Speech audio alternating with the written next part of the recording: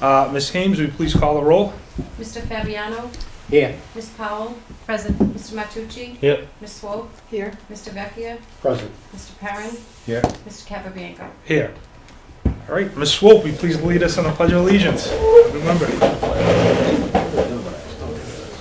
I pledge allegiance to the flag of the United States of America and to the republic for which it stands, one nation, under God, indivisible, with liberty and justice for all.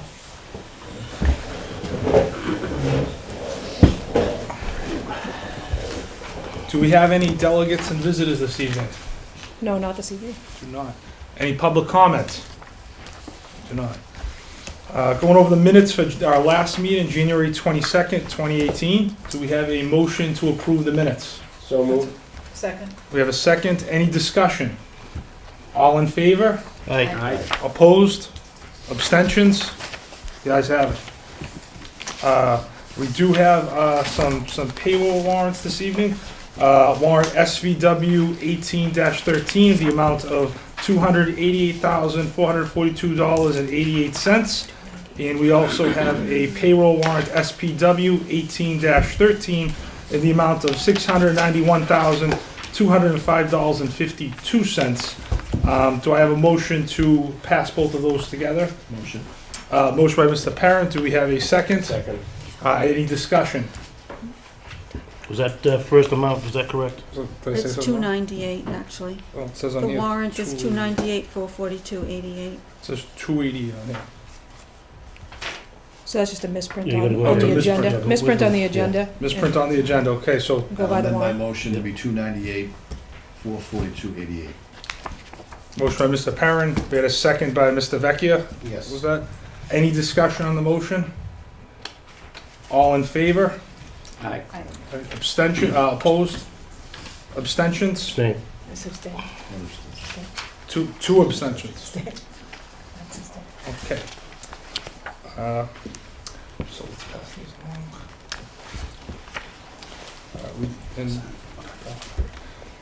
Budget transfers? So yes, we have a few budget transfers. Again, just following along the practice of making sure we're adjusting the line items as we go through the school year for accurate line item accounts. Building and grounds, we do have a few building and grounds requests. You need just a motion on the budget transfer. A motion to approve the budget transfers? Motion. Motion by Mr. Martucci, seconded. Second. Second by Mr. Vecchia. All in favor? Aye. Opposed? Abstentions? The ayes have it. On to buildings and grounds. We do have a few building and grounds requests that you'll see. Mr. Parent. I'd like to make a motion, we take them all together if all the paperwork's in order. Second. Second, motion by Mr. Parent, seconded by Mr. Martucci. Any discussion on the motion? Ms. Hames. CASA is requesting to waive the rental fee. What is usually done in that case? I mean, they're sort of, to an extent, a town organization. Mr. Vecchia, what are your thoughts on that? They are a nonprofit, and they do a lot of good in the community. I would make a motion that we waive their fee. Yeah, I have no problem with that. Ms. Howard, do you have any thoughts? No, I support the motion, given CASA works very closely with the school now in lots of engagement and discussion around how to help our students. We're actually partnering in a secondary parent sort of conference around vaping again. So they've been super supportive, so I would support that. Would that include the custodial fees? No, it does not No. include the custodial fee, just the rental. It is a fundraiser, and you know their funding has been cut, and they need to raise money, so it's very important. I'll second that motion. Second by Mr. Parent. All in favor? Aye. Aye. Opposed? Abstentions? The ayes have it. All right. Subcommittee reports. Mr. Martucci, would you like to lead us with the minutes for the budget subcommittee? Could we do the superintendent contract subcommittee first? Sure. Okay. So- You want to, sure. We had a meeting several weeks ago, myself, Mr. Capabianco, and Ms. Powell. And we have a recommendation to make Lisa Howard the permanent superintendent, remove the interim, subject to successful negotiations. That would be a motion. I'll second that motion. Do we have any discussion on that motion? There's no further discussion. Ms. Hames, would you like to call a roll on that? Mr. Fabiano? Yes. Mr. Martucci? Yes. Ms. Powell? Yes. Ms. Swope? Yes. Mr. Vecchia? Yes. Mr. Perrin? Yes. Mr. Capabianco? Yes. It's unanimous. Thank you very much. So I think that right now what's going on is that the negotiations are currently working with the attorneys, and once the attorneys talk, we'll bring that out in public. That'll be discussed so the community will be able to hear all of the fine print, and then we will take a final vote on that, on the exact particulars of the contract. Okay. Thank you. Mr. Matucci, would you like to update us on the budget subcommittee? Yep, we had 2 meetings, one on, and I'll just quickly go over this, because we have another meeting we're gonna have to have, and then we'll have a meeting on the 26th. But we had a meeting on January 30th, Superintendent's office. The members that were present were Ms. Powell, Mr. Fabiano, and myself. Others in attendance were Ms. Howard, Ms. Eccles, Karen Chavez, and Barbara Flavin from the Citizens Finance.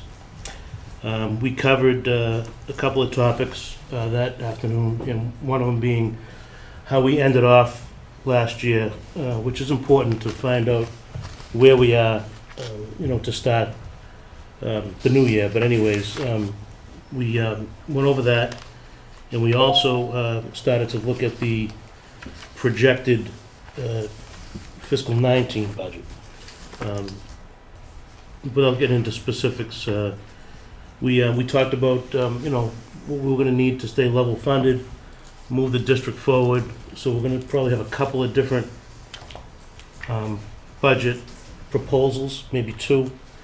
They need to be fine-tuned. So that was pretty much it for that afternoon.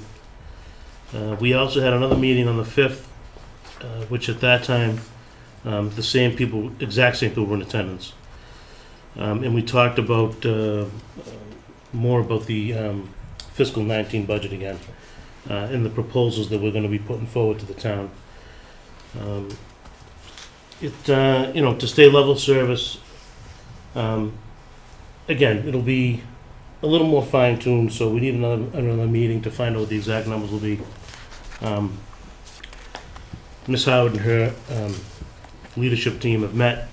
They've come up with several different requests on what they think to move the district forward.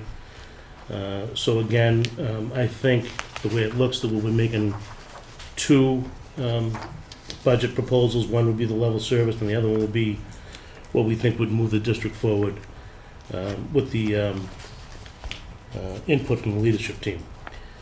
What we have to do is we have to be mindful always of what the town has to spend. Those projections haven't come out yet. I'm sure they'll be coming out in the next few weeks. And that would be new growth, and then, of course, local receipts, which would generate, if there is any extra money.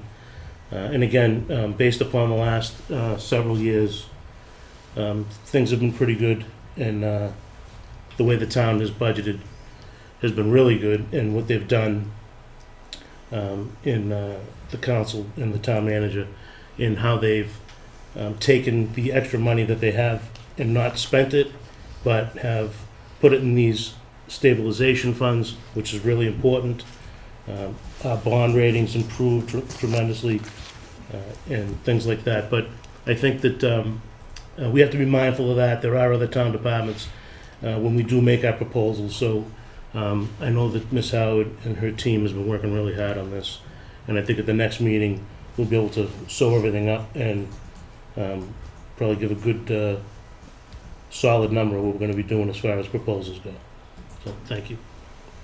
Ms. Powell, you ready to report on the policy subcommittee meeting that occurred right before this meeting? Yes, we discussed the policies that have been on, I'm sorry, in attendance for myself and Brian Perrin. We discussed the policies that have been on our board agenda for a while to be able to move those forward. I'll make recommendations as we go through those individually, and we also discussed supporting the proposed public health committee changes, which would include increasing the sale of tobacco and vaping products to from 18 to 21. We're asking for some clarification around the impact on businesses before we make a recommendation on that. Mrs. Howard, if you'd like to lead us in the superintendent's report. Yes, thank you. I have a short superintendent's report tonight with a much more in-depth report coming out at the end of February, which will include an update at our February 26th meeting on the park behind the Arthur T. Cummings, so our playground. We had a really good meeting about that today that is requiring me to do a little bit more research, and I wanted to do that before I reported back to the committee.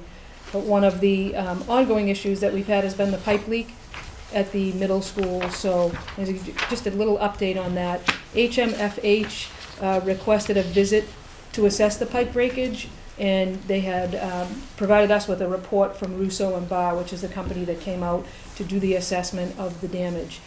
They did a pretty in-depth site visit, looking at the damage, getting up into the ceiling to see what took place there in terms of the pipe, where it sits on the outside wall, and they have made some recommendations, which are in your packet, and one of the recommendations included further assessment of the actual pipe breakage, which meant that we had to take down a portion of the wall, some of our blue board, and get behind the wall to be able to further assess that. So that is continuing to take place. Our insurance company has approved, come out and looked at every bit of damage we had, from the stage to the walls to the ceiling to the floors, and they have thankfully approved all of the original subcontractor tradesmen to do the work, which is helpful for us, because I think it speaks to our ability to bring the building back to its original state once those repairs begin, many of which have already started.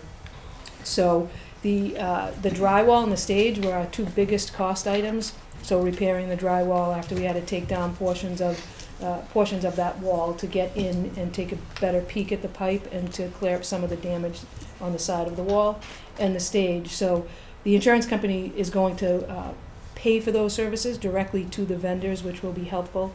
So their costs from ServiceMaster and FJ Roberts, which is working on the stage, will go directly to them. Less a $2,500 deductible, so there's a $2,500 deductible on the cost of all of the repair. And we're working with Gilbane, and I say we, Rich Supini and Mikhail, are working with Gilbane to see if we can get some coverage by them for the cost of that deductible. So more to come on that part of it. The stage itself should be done this week.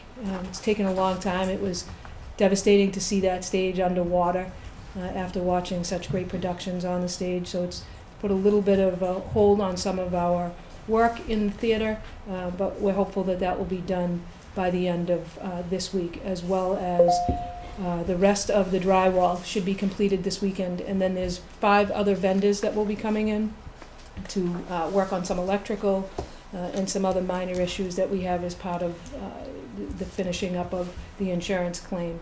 And we will be, like I said, paying them directly once we get the insurance claim money, and they'll bill us directly, unlike the larger 2, ServiceMaster and FJ Roberts, who the insurance company will pay straight from them. So we're keeping very good track of what's being repaired. All of our band equipment has gone out for in stages to be looked at, to be inspected, and then to come back with a report of what needs to be completely replaced or what can be refurbished. That list that has been ongoing and has been handed over to the insurance company, and as we update the list, they receive a copy of those updates weekly, and we have been told that that will be completely covered, obviously less our $2,500 deductible. So I will have on the 26th a much more in-depth superintendent's report, and again will include the Arthur T. Cummings playground as well. And that's it for me. Any personnel reports? So down to personnel. So this week we have resignation of Miss Courtney Toombs, who's a 5th grade teacher at the Arthur T. Cummings School. She is right now out on maternity leave and has made a decision to continue staying home with her child. She has been with us for the past 7 years, and Mr. Harity reports that she's an excellent teacher and she will be missed. The replacement for Ms. Toombs this year in her classroom is going to continue for the remainder of the school year, and then the position itself will be posted at that point. We also have a retirement of Juthika Dada. She's the assistant food manager. Many people know Juthika, and she's been sort of a staple here in our cafeteria. Always a happy face and a very quiet, warm smile, but somebody who has truly been a benefit to this school district. And so we will miss her. And she is asking for, I believe, her sick leave buyback. So you would need to make a motion to grant her that, and I'll leave that to you, Mr. Capabianco. I'd like to make a motion to approve the sick leave buyback. Do we have a second? Second. Any discussion? All in favor? Aye. Opposed? Abstentions? Ayes have it. Thank you for that. And postings, we have a few of them. So we have a lunch and recess monitor for the Arthur T. Cummings School. We have a 3.5 per day at the middle school, high school vacancy in the cafeteria for a kitchen worker. We have our spring athletic coaching positions, and those are, there are several of them, and they are listed on page 2 of that actual posting. It includes head and assistant coaches for boys tennis, girls tennis, baseball, which would be varsity and JV, as well as freshmen, softball, head coach, assistant coach, and JV coach, sailing head coach, boys lacrosse head coach and JV coach, girls lacrosse head coach, assistant coach, and JV coach, girls track head coach, and also JV coach, boys track head coach, and I believe varsity assistant coach as well. And continuing on, we have a special education long-term sub at Winthrop High School. We have a grade 5 long-term sub at the Arthur T. Cummings, and we have a grant-funded parent liaison position for our after-school program through the 21st Century Grant, assisting our ELL students with family connections between school and community and family. We have found that that is a need, and we actually identified the need at the beginning of the school year, working on that grant with Miss Kathy Del Vento, and that need has arisen. We budgeted for it depending upon the need to be able to add hours and actually have the position become somewhat permanent for the remainder of the school year as the need arose, and it has done so.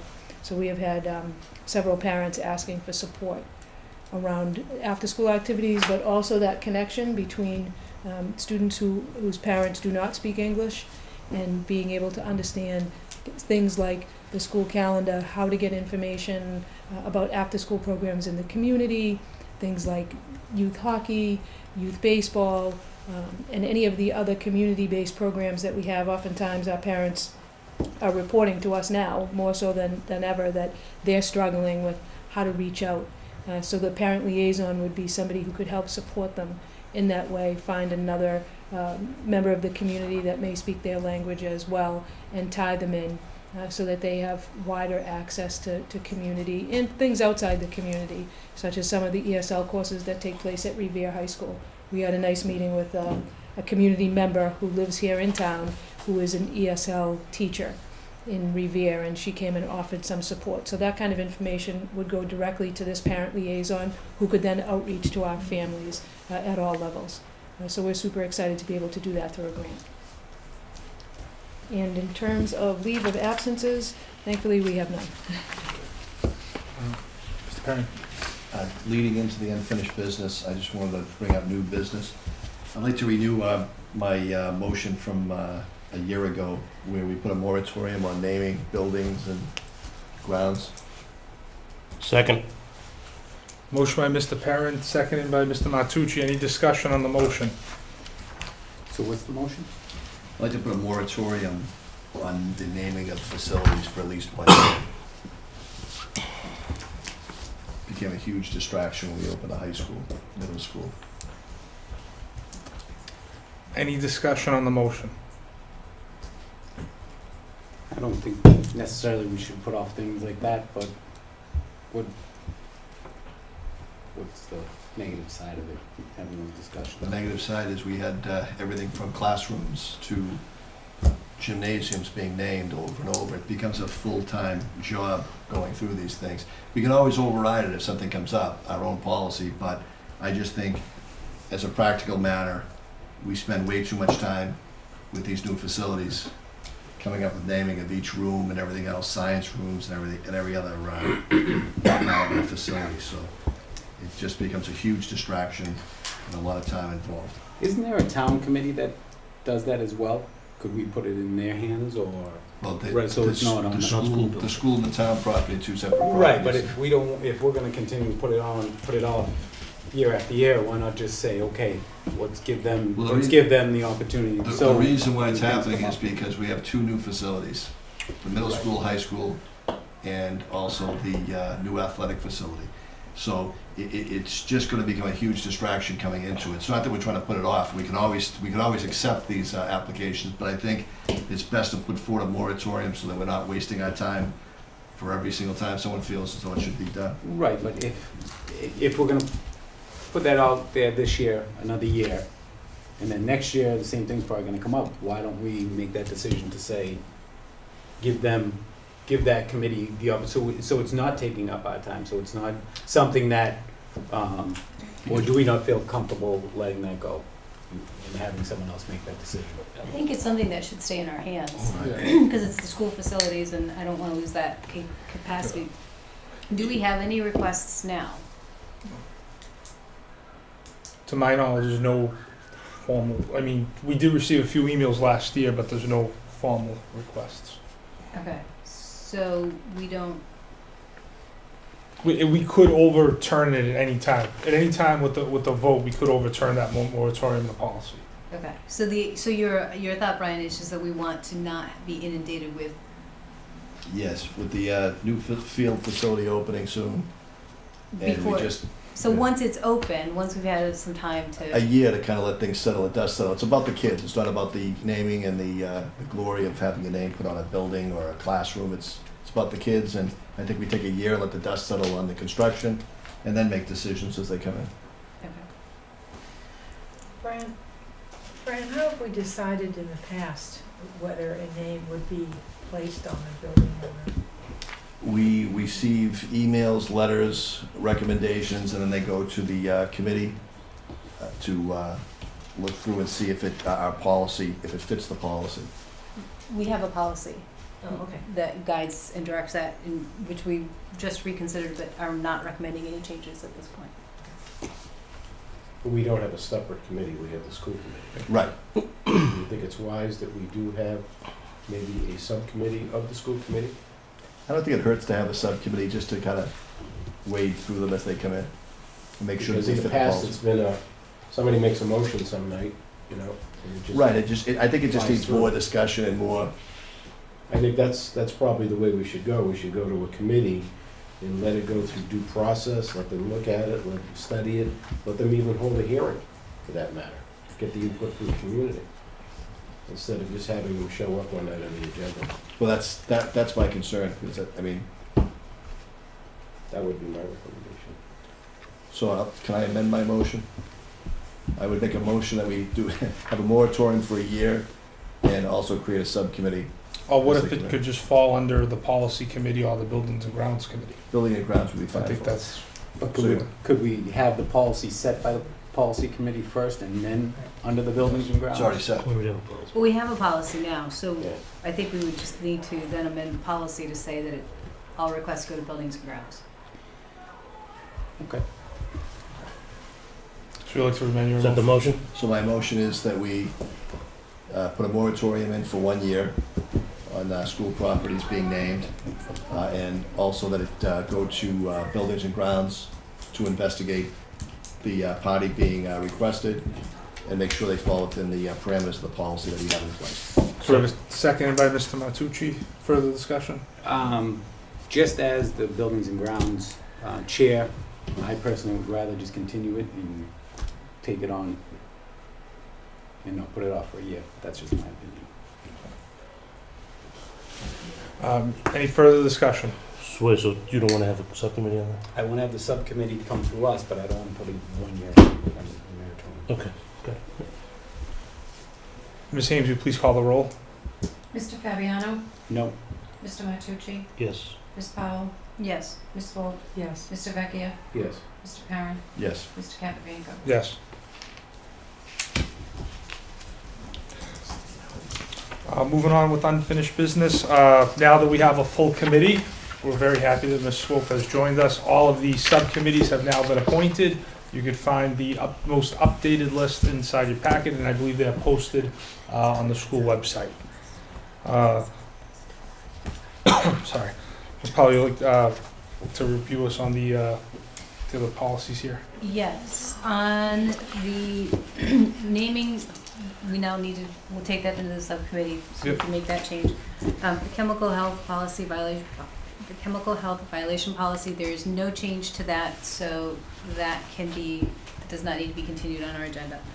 The substance abuse prevention and education policy, we are recommending a grade change from that students in grades 8 and 10 will participate in state mandated SBIRT, which is student brief intervention, referral and treatment programs, that this be amended to say grades 7 and 9. This is in accordance with the Massachusetts Department of Public Health. That change needs to be confirmed by this committee. Okay. So we have a motion. I make a motion to change the student use and prevention education policy to change it from grades 8 and 10 to say students in grades 7 and 9 will participate in the state mandated SBIRT. Second. Seconded by Mr. Perrin. Any discussion on the motion? I need to make the changes, and then you have to have a first reading and a second reading, and then so we can do that. Okay. So we have not had a first read, okay. We have to have a first Yeah. reading of the officially, so I'll make the changes, I'll connect with you, and then you'll have a first reading at the February 26th meeting, and then the second reading at the following I meeting. haven't caught it, so Okay. just wait, because I'm not sure, I don't think you can leave. Right. Okay, and on the smoking premises policy, we are going to be reviewing that. It now refers to tobacco, and we believe that it needs to include vaping as well, and we will be reviewing that, and we'll bring it to the committee when that's done. Perfect. Thank you for all your work. Any public comment? On public relations, I don't know, Mr. Martucci. All set, thank you. Mr. Fabiano. Yes, I got two things. First, this was sent to me. Winthrop High School will be holding the first annual Science Expo Community Open House Wednesday, February 14th from 6 to 7 p.m. in the high school library. All are welcome to come and see the science research projects, engineering design projects, and family chemistry projects displayed by our students. And the other thing is, I'd like to thank Coach Driscoll for his many years of service in this town, for what he's done for the football program, and what he's done personally for my brother Frankie. He's always been there for him and the athletes. Thank you. Mr. Perrin. I'm gonna- Ms. Powell. Yes, the American Red Cross is going to be holding a blood drive in honor of one of our students, Josh Cohen. That's going to be March 17th at the Oddfellows from 9 a.m. to 2 p.m. Ms. Swope. President Vecchia.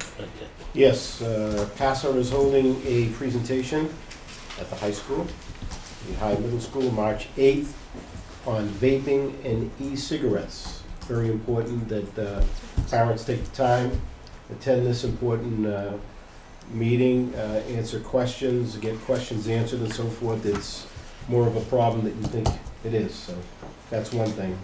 On the 10th of March, from 7 to 11, It's called Band Together, the Winthrop Band Association.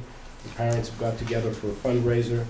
You know how great the band has been doing. We've got this was the first year we had an actual high school band on the stage that we saw a couple of weeks ago. They've been doing very well. So it's a fundraiser. Tangerine, Just Kill Me, Rico will be performing. It's an adult event only. Tickets are $25. They're available through the Winthrop Music Parents. You can check it out on Facebook. That's Band Together, March 10th from 7 to 11 at the office. Thank you. Do we have a motion to adjourn? So moved. Moved by President Vecchia, seconded by Ms. Swope. All in favor? Aye. Aye. Opposed? You guys have it.